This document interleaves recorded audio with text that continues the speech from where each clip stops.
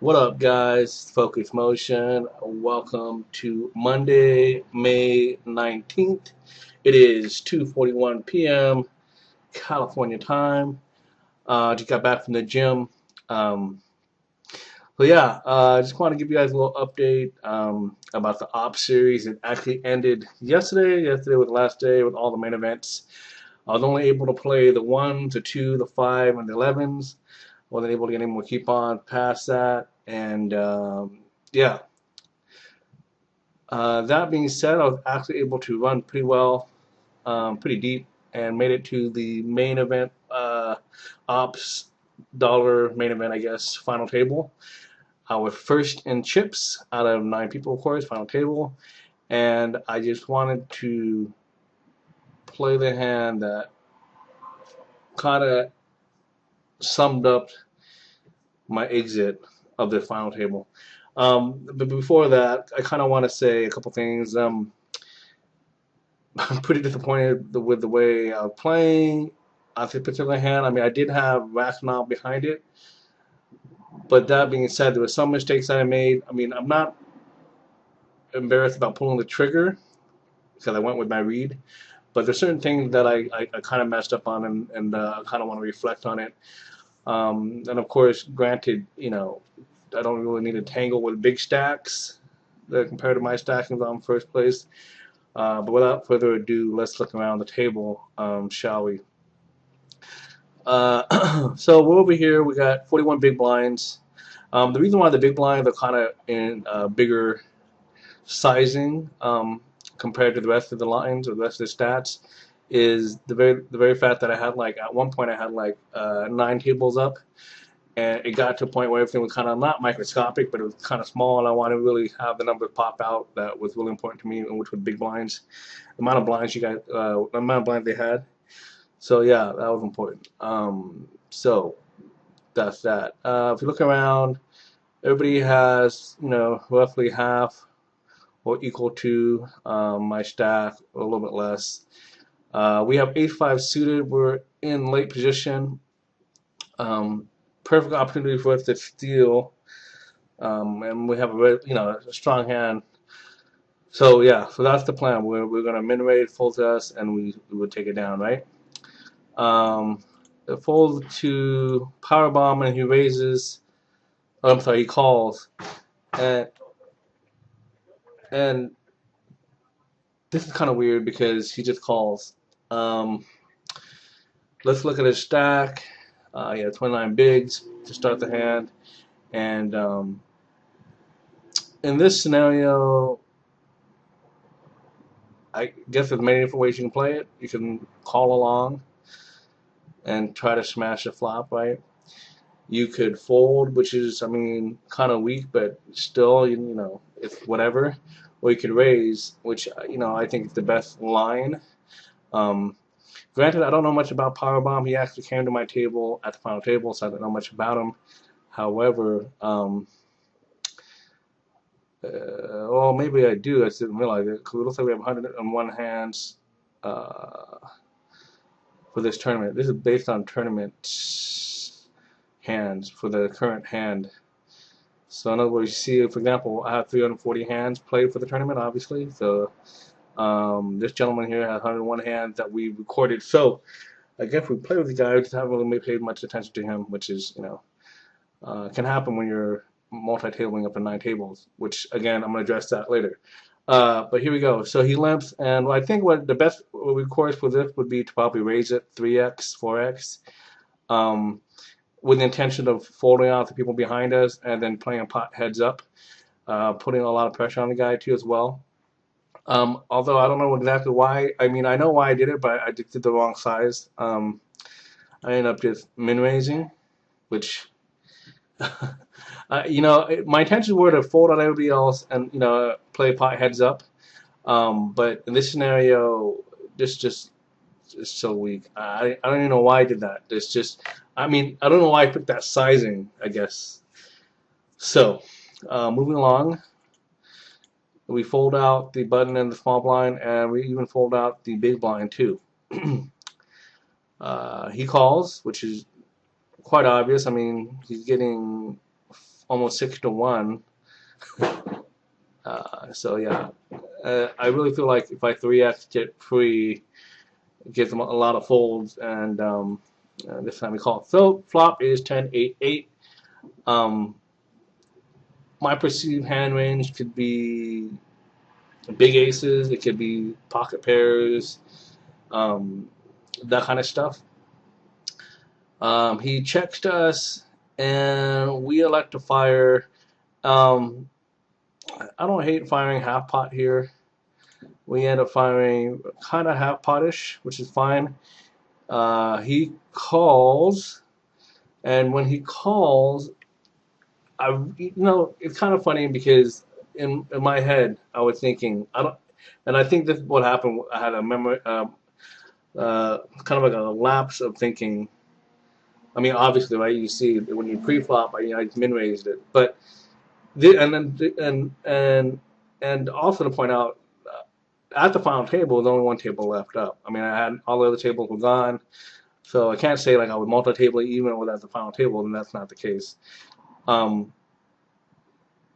really didn't stop and think about exactly what he'd be open limping, and then obviously he can call anything with a min raise, but then calling on the flop with a. So we kind of have to narrow it down, and for whatever reason, I was thinking that he had a big ace. That's what I was thinking that for some reason. So I got stuck on that big ace mindset, right? Like he limped ace queen, ace jack. Okay, that's what I thought.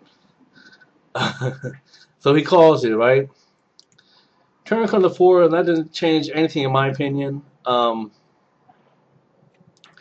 It, maybe he picks up a draw. Who knows? Keep in mind, our stack sizes compared to the pot is getting close to the pot size. Like for example, this guy has double the pot.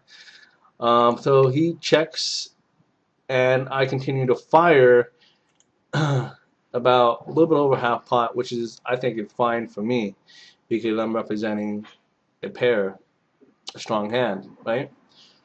He immediately, well, obviously we can't see that, but he immediately, and I remember that he immediately clicked back. And the thing that struck me the most right away when he clicked back, it felt like he was blocking. Like, he was like, I just want to stop this guy. I don't want to continue with the hand. I just want to take it down. It just felt really blockish and bluffy to me. And I really felt, again, so then when that happened, it really kind of made me think, okay, he really does have ace jack, ace queen, maybe even ace king, stuff like that, right? Or, kind of weird how you limp it pre. But that was what I was thinking. And so,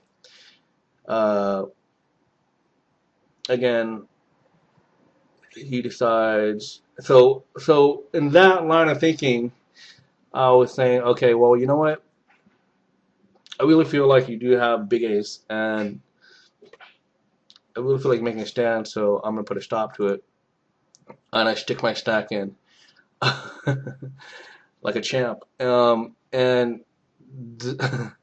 this guy have no decision to think about whatsoever. He snaps, and we are totally wrong with our read. It is not even anywhere close to ace jack, ace queen, ace king.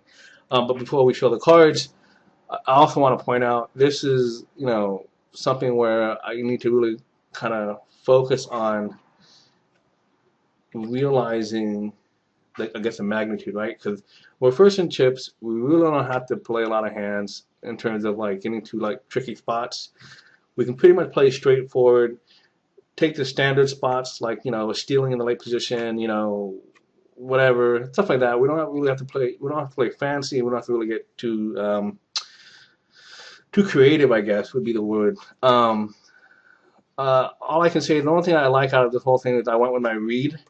As much as my read was wrong, I went with it on the turn. I felt like I could get him off his ace X hand. I just don't like the way I played it pre, and that's why I really don't like the way I played it pre. Now, that being said, a lot of people will argue, well, given that nature of the final table, and this is actually one of the first couple hands of the final table. So, given all that, the villain in this situation isn't going to be playing back at the chip leader without a strong hand, right? And that's been proven time and time again. Of course, sometimes people can do that and try to get somebody off even though they have the chip lead. But in this scenario and other scenarios, it's more likely if they're playing back at you, that means they have a hand. They're playing straightforward. So let's see what this gentleman has, and yeah, he has fours. So, uh, you know, you can kind of question why he floated the flop. I mean, it's a paired flop. You know, he could assume that I have the big ace, right? And he could float one. Who knows? All I can say is that once the turn hit and I stacked my chips in, it was a snap call. Um, Pretty discussion on how this happened. Obviously, once we get down to it, my stack went from 41 bigs to like 13 bigs or something like that, and pretty pretty upset at myself because I played the hand wrong in the beginning, and it felt like it kind of snowballed, right? You go with your read, of course, naturally. You have to go with your read, otherwise you can't play poker. I mean, if you don't go with your reads, then you're depending on the cards, right? So, um, uh, all I can say is that what I've learned from this, what I've, gathered from this is, one, I got to be very aware of this scenario. Not just understanding stack sizes around the table, but also the opponent tendency, like when especially when you're a chip leader or you have a big stack, like people really play at you in this certain scenarios, given that you cover them, stuff like that. So that being said, the op series in general, I've been okay. I final table like 3 events for 4 events, and that's pretty cool. Um, no glory. The highest one I think I got was like third place. I think it was a PLO 8 ops event. And then the event series before that, it was the micro ops, and I got second twice, I think, from that. Or yeah, but I'm not going to allow this to define me as a poker player. I'm not going to allow this particular event to define my results going forward. So I made it an emphasis, from here on out, I'm just going to make it a strong push to really succeed, because if I'm doing this as a profession, and if I'm trying to make it as an online poker pro, and if I'm trying to go to the World Series of Poker in, end of May, this kind of stuff, reads aside and all that stuff, really have to be tightened up. I mean, I really have to step my game up. So I'm going to be doing a lot of studying. I'm going to be doing a lot of interacting with other poker professionals I know, and really make a strong assessment. There are a couple people that have said, don't do it. Don't go become, a full-time grinder, this and that. For whatever reason they may have, they're entitled to their opinions. I feel like I still can make it as a pro, and I'm going to continue to do that. But guys, I just want to let you know that this is not the end-all be-all, and I guarantee you'll see some big wins from me in the near future this month, and this will be a bump in the road, as it were. Oh my God, it took a lot of your time, almost 15 minutes, so you know what to do. Keep the faith, keep grinding, and keep thinking. Peace.